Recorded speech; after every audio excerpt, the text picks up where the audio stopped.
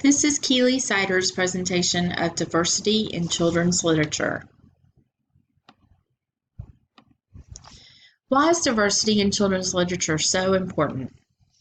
In his article, Why Children's Books That Teach Diversity Are More Important Than Ever, B.J. Epstein states that we know that children's books can act like both mirrors and windows on the world.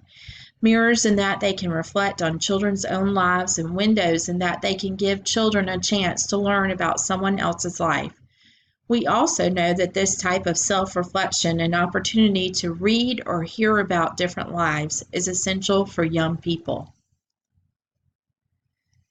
There are many different books in the children's section that celebrate diversity. I have chosen just a few that you might consider adding to your classroom library.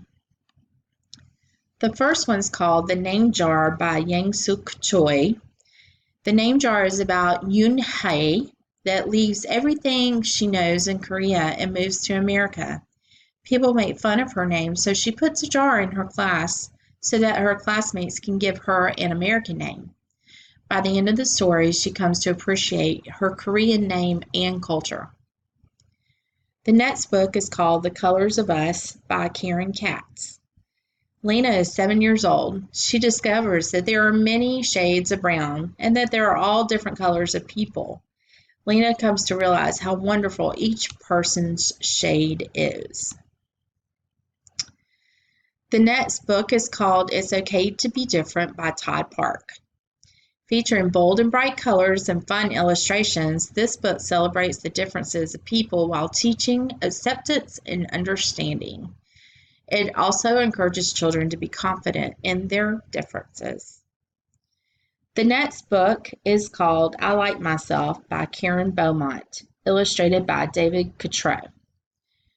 This book teaches children to like everything about themselves inside and out. Messy hair? Beaver breath? So what? This little fireball of a girl knows the importance of loving yourself.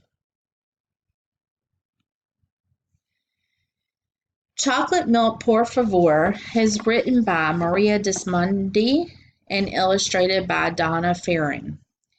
In this book, Johnny loves school, but this all changes when the new kid, Gabe, arrives. Gabe does not speak English, but that doesn't stop Johnny from being unkind. Read how chocolate milk becomes a universal language amongst a group of children. The next book is called Happy in Our Skin, and it is by Fran Minushkin and illustrated by Lauren Tobiah. Happy in Our Skin is a wonderful book about celebrating all of the different shades of our skin. This book teaches us about what differences we have and what makes us unique, as well as what holds us together. The next book is called Mixed Me, and it is by Taye Diggs, who is an actor, and illustrated by Shane W. Evans. This book is told in the voice of Mike, who is a mixed-race boy. It is all about respecting the uniqueness of you and celebrating who you are as a person. One of the quotes from the book is, "We mixed you perfectly and got you just right." The next book is Noah Chases the Wind by Michelle Worthington and illustrated by Joseph Kalman.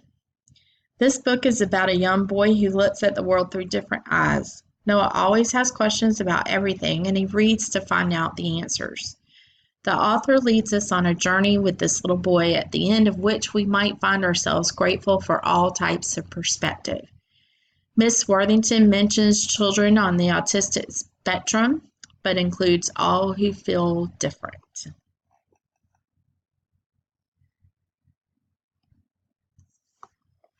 Conclusion.